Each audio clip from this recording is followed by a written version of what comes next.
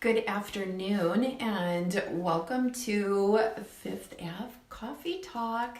So my name is Christine Caterbeck and I am a regional Redken educator.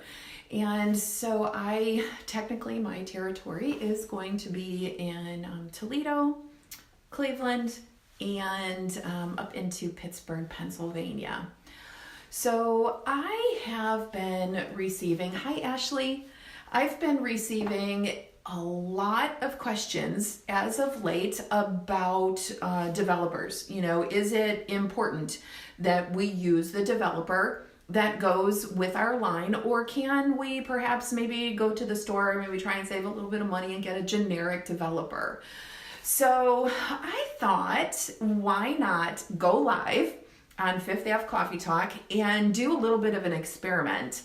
So what we're going to do today, you can kind of see my setup right here. So I went and I purchased a bunch of different 20 volume developers, and I have generic, I have some other color lines as well, and I got a bunch of 20 volume developers, and we're going to swatch them out. So before I joined, what I did is I took and using a scale, because I wanted to make sure that everything was as accurate as possible.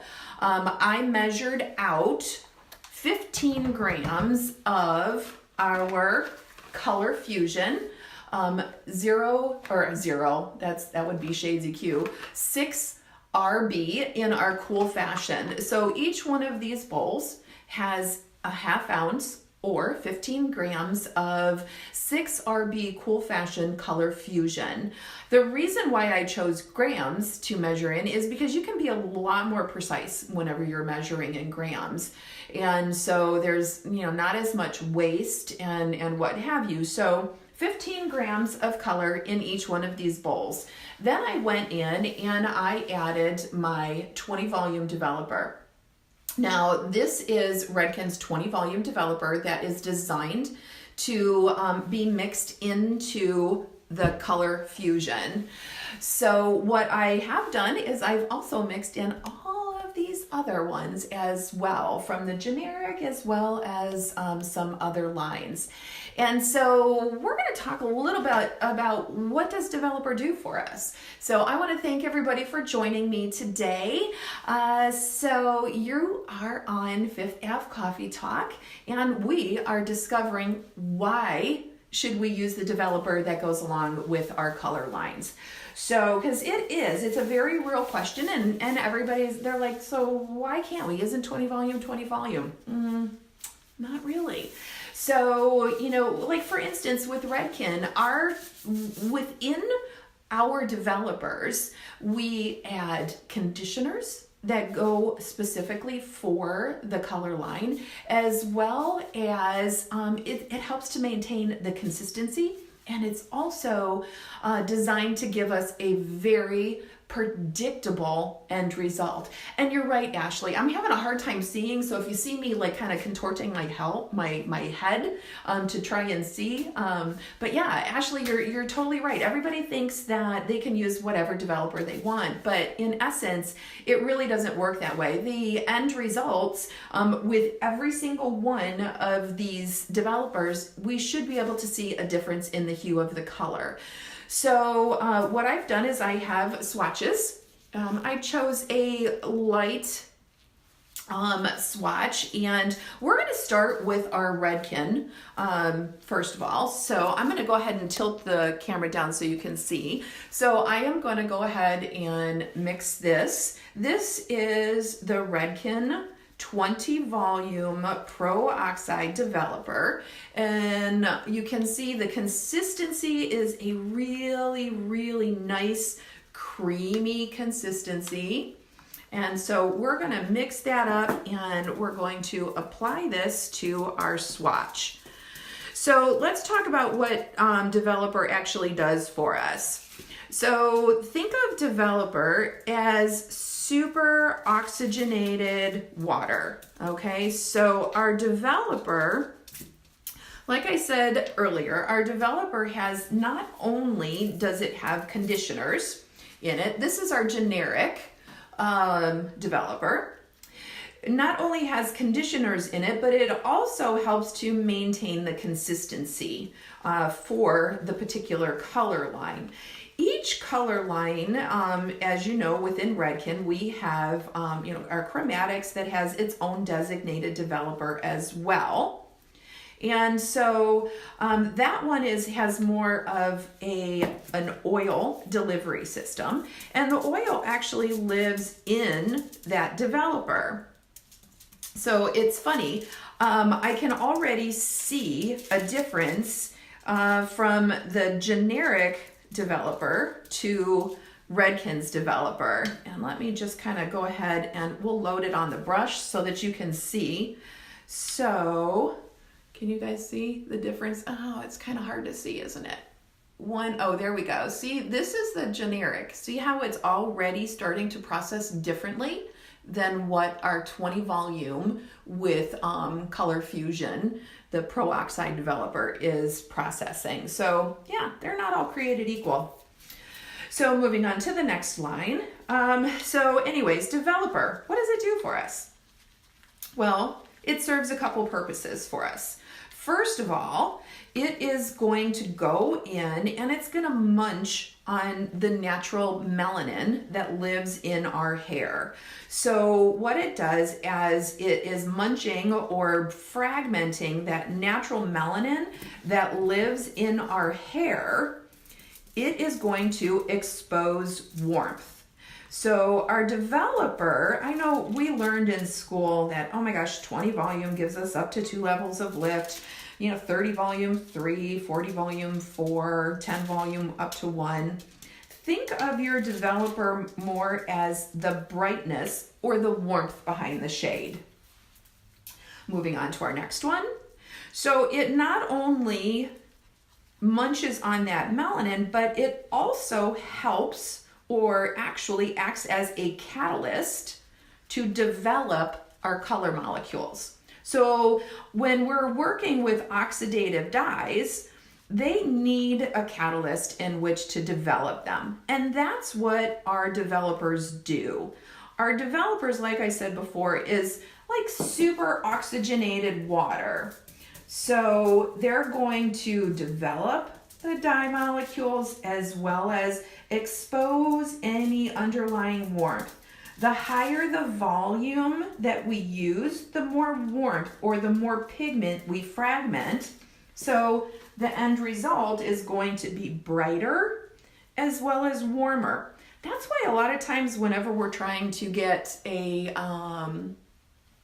like a cool end result, and we're say using Blonde Idol High Lift Cream on scalp and we want a cool end result, and we go in and we use 40 volume and we take it off and we're like, oh my goodness, I gotta tone this. This is just flat out orange, right? Well, what we did is we chomped on so much of the natural melanin or the natural pigment, exposing all kinds of warmth in our hair, and there's not enough pigment in the tube of hair color to compensate for the warmth that we made.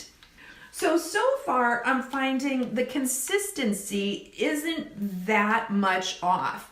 But boy, can I see, and I'm going to show you in just a minute, but boy, can I see how different they look as they start to process. Now, mind you, remember this is all the same color. Everything was measured precisely. I used a scale so that there could be no, too much developer in this one, not enough developer in the other one. I measured by grams. I'm making sure that I am saturating really, really well. And we're moving on to our last one here. And they're all starting to develop, but definitely we're seeing some difference. Like I said, as far as consistency, I'm not seeing a whole lot of difference. However, there is some change. Like for instance, this one right here is much more watery than say the one with the Pro Oxide developer, the one that we're supposed to be using. So I hope you guys are enjoying this. I myself, I like to know, the why behind things. And so, like I said, a lot of people have been asking me, well, why can't I just use this developer that I have here in the salon already? Why can't I use this developer with the hair color? Won't it work? Isn't it all created equal? Well, yeah, not really. So I like to think of it like this, because for me, analogies work really, really well, okay? So think of it as you're going to Starbucks and you pay for a cup of coffee and you get out to the car and you go to drink your Starbucks coffee, and lo and behold, they put McDonald's coffee in your cup. Now, don't get me wrong, I love McDonald's coffee, but if I paid for, say, Starbucks coffee and somebody tried to pass McDonald's coffee off as Starbucks coffee, I think I'd be a little bit upset, right? So think of that in terms of your guest. Your guest is coming in and they are putting their trust in you to give them the very best end result possible. It would be the same thing, right? You're kind of cheating that guest by not using the developer that goes with the color fusion, the developer that goes with the color gel lacquers, or the developer that goes with your chromatics. So yes, they really do all have a difference. So I just want to show you a little bit. I'm going to move this camera here a little bit on how they're processing. So can you see that? Oh, no, not really. The light, huh? All right, we're going to move back this way. There we go. That's better. Okay, so I don't know, can you see there? So they're definitely all processing differently. And these, I am going to let them process for 30 minutes. All of them are going to process for 30 minutes so that we can see the difference. And don't worry, I'm not going to sit here and talk to you the whole time for 30 minutes. But while we are waiting, I will most definitely blow dry these so that you can see all the difference once they are done processing. So I'm going to hop off for a moment of time, let these finish processing, then I'm going to wash them, I'm going to dry them, and then I'm going to hop back on so that you too can see the results of why we should be using the proper developer with our color line. So I hope that you are as interested as I am in the end results. I can't wait to see it. I want to see the different hues, the different tonalities that we're going to see from each developer. So I'll see you in about 35 minutes. Talk.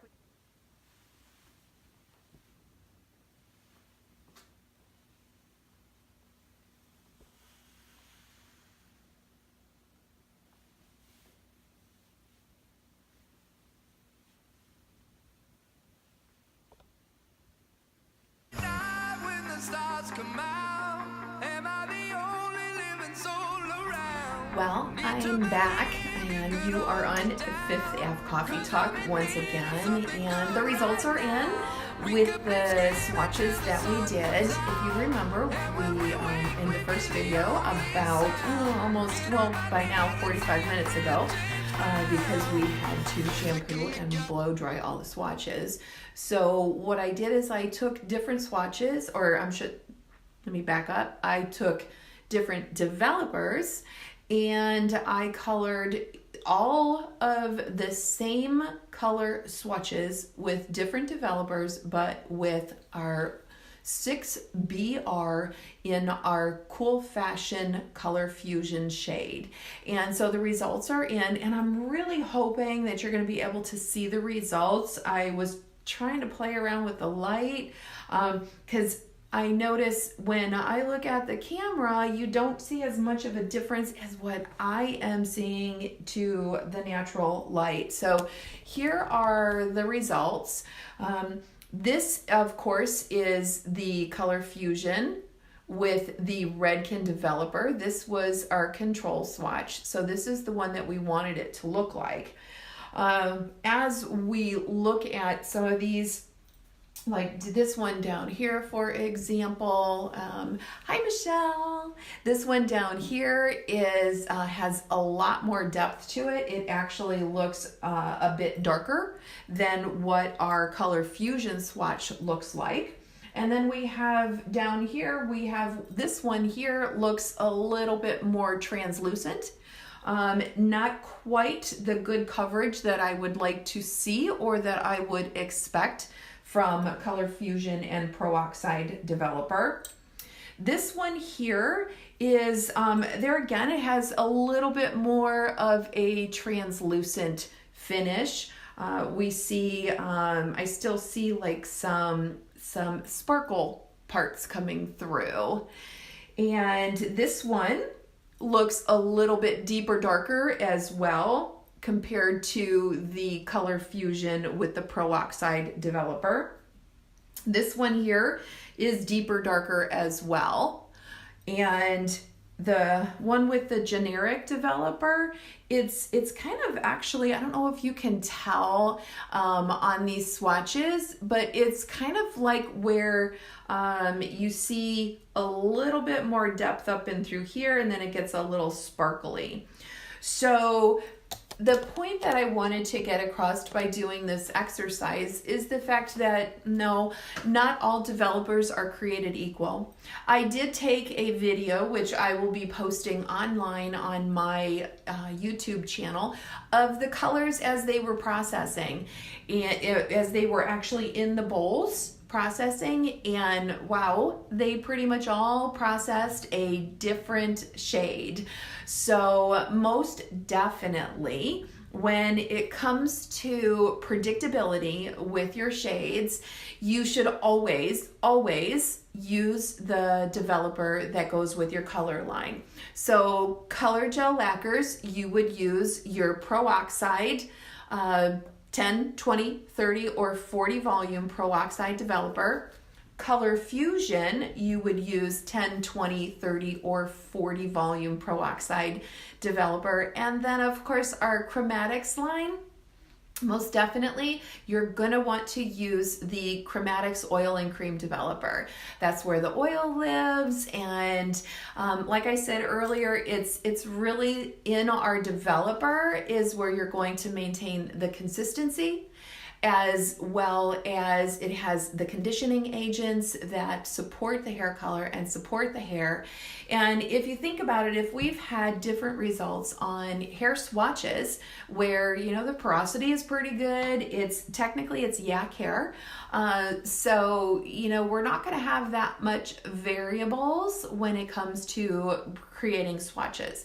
But when we start to introduce porosity, and you know, the different things, the texture, whether fine, medium, coarse, is it really porous, is it kind of compromised, that's really when we're going to start to see the difference whenever we do not use the designated developer.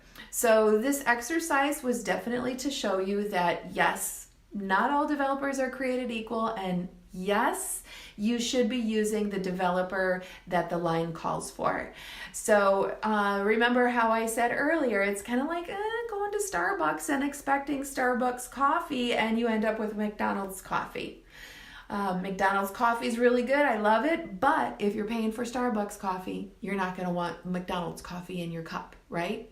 Your guest is coming into the salon and you're using our Redken hair color, and so our guest is anticipating a certain outcome. So why should we be cheating our guest and not utilizing the proper developer? So I hope this helps. If you liked this information, throw up some hearts, some smiley faces, some thumbs up. most definitely share this with your stylist friends. And if you want to see the complete video from start to end, it will be posted on my YouTube channel. So definitely check that out. It's Christine Katerbeck. And until the next time I see you live on Fifth Avenue, I hope you have a fabulous weekend and that you stay warm and dry and just have a great time coloring. So until next time, talk with you soon. Bye.